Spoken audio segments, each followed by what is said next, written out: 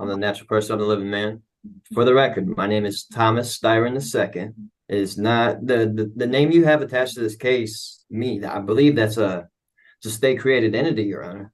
And I'm not, me being a living person, I don't my name is in proper punctuation. I don't have a all caps name. So this is under the assumption that you guys have personal jurisdiction and subject matter jurisdiction over me, right?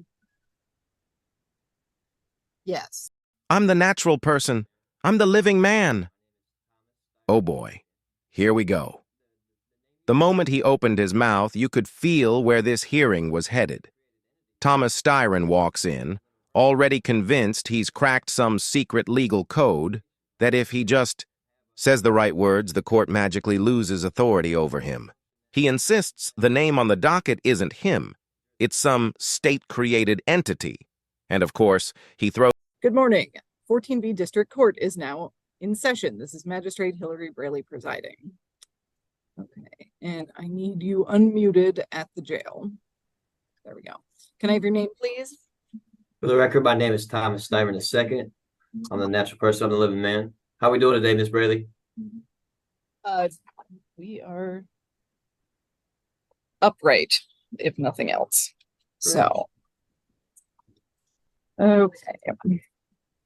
And you said your name is Thomas Styron. The second. The second. And then I'm the natural person, the living man. Okay, thank you for your patience there. We had a little bit of a kerfuffle. No So, problem. recalling case number 19S00472, that is the state of Michigan versus Thomas Ulrich Styron, the second, you said, and also calling 24W001025, that is the township of Ypsilanti, also versus Thomas Ulrich Styron. So state your name for the record. So, for the record, my name is Thomas Styron II. It is not the name you have attached to this case is not me. I believe that's a state created entity, Your Honor. And I'm me being a living person. I don't. Yeah, I don't. My name is in proper punctuation. I don't have a all caps name nor. Okay, I'm going to cut you off right there. Goes in the classic sovereign citizen twist about improper punctuation and not having an all-caps name.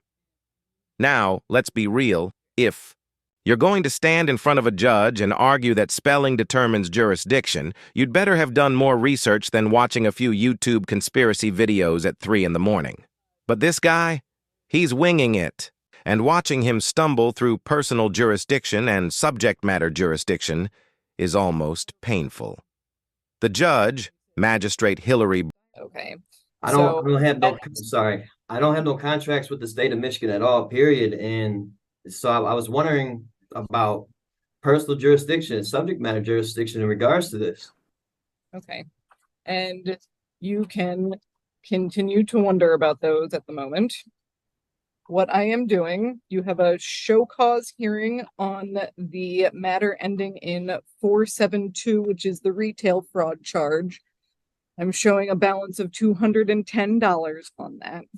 And then what you're being arraigned on, that is what I am here to explain the charge against you, is a citation issued on April 2nd, 2024 at 9:24 in the evening, that charges that you operated a motor vehicle on North Ford Boulevard at or near Russell Street with no license on your person. Do you comprehend the charge against you? I do not. I don't even own a license. I canceled my license years ago. Okay. So what you are being charged with is operating a motor vehicle without having a license on your person. So I'm not asking if you agree with this. I'm not asking if you have a license. I'm asking if you understand the words coming out of my mouth as far as what this charge is. The charge is accused me of having a not license. having a driver's license on my person, correct? Correct. Well, from my understanding, I I need a driver's license if I'm in commerce. I was traveling home. Okay. I wasn't doing business at all. And also from my understanding, I don't need a license to do that. And your overstanding is incorrect, sir. But we are not going to get into that. Briley opens the session politely, calling the case like any other day in court. She asks his name, and instead of simply answering, Thomas launches into a monologue about being a living man who doesn't recognize the state's authority. The judge's response, a calm but firm reminder that they're moving forward whether he likes it or not. You can even see her trying not to laugh as he digs himself deeper. And here's the kicker. The man has not one but two cases called against him. One from the state of Michigan and one from the township of Ypsilanti. Instead of focusing on the facts, he argues that Styron 2 isn't him. It's some fake entity. Honestly, how many crayons do you have to eat before thinking that line will work in front of a judge, but it gets better?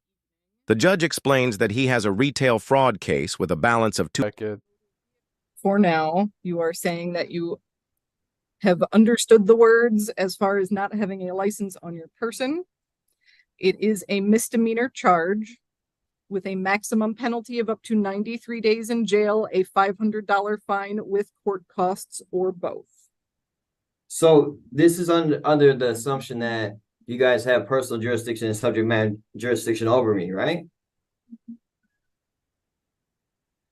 Yes. So At this time, the court is going to set a pre-trial date for you. That will be before Judge Washington. ma'am, can we prove the jurisdiction first before we go ahead with setting a trial for that entity or a pre-trial for that entity? I don't. Yeah. I hear you. And at this point, you are appearing in front of the court. You have put your name on the record. And yes, we are setting a pre-trial date for you. I did put my name on the record, and my name that I put on the record is not the same name that you have attached to that case.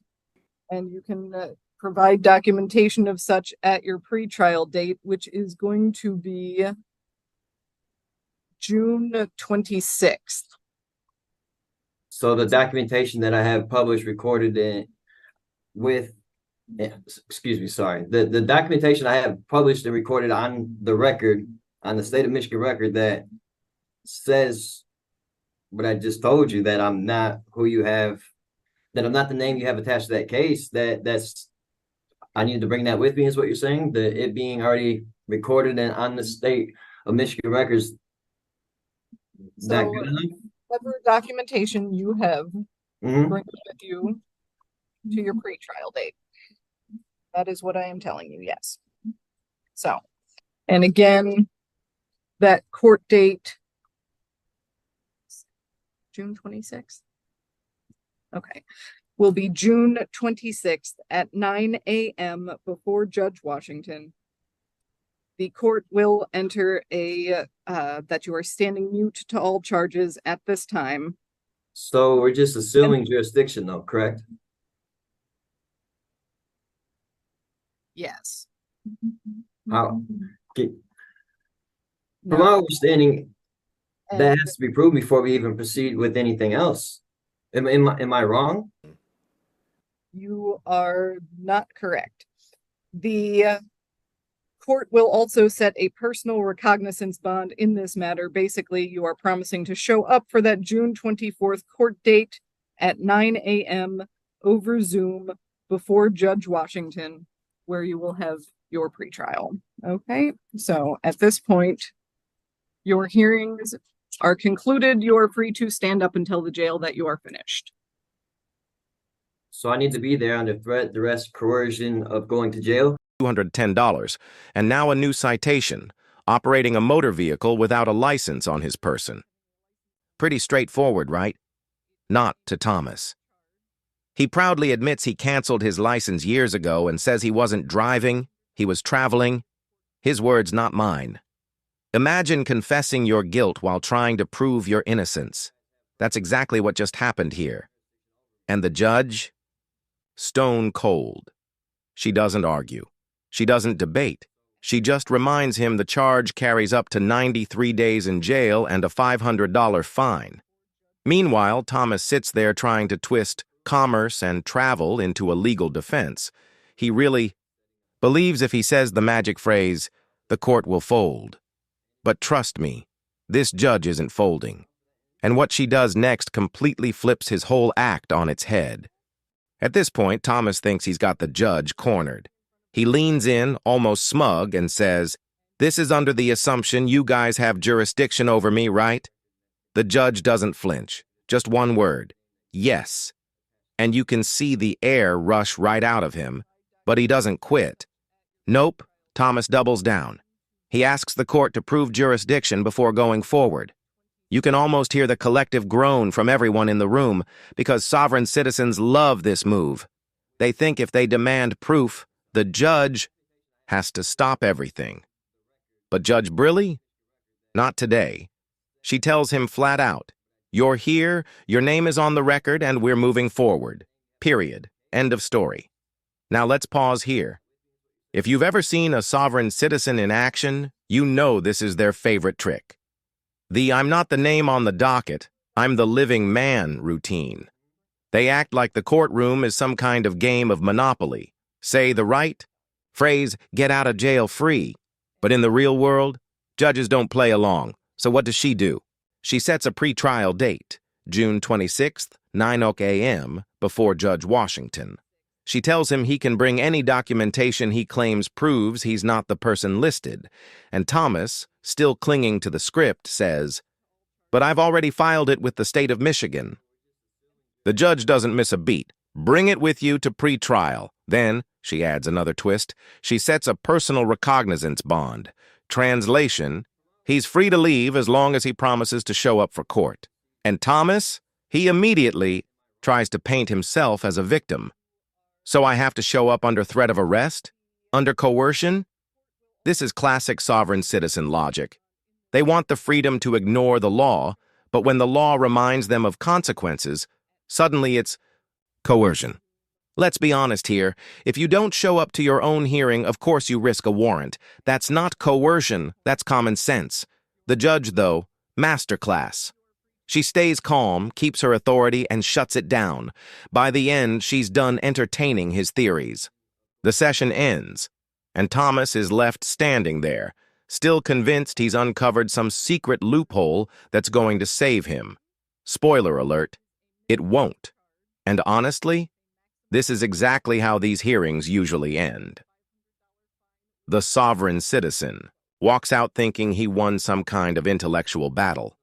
But in reality, the judge just lined everything up to make sure the law sticks.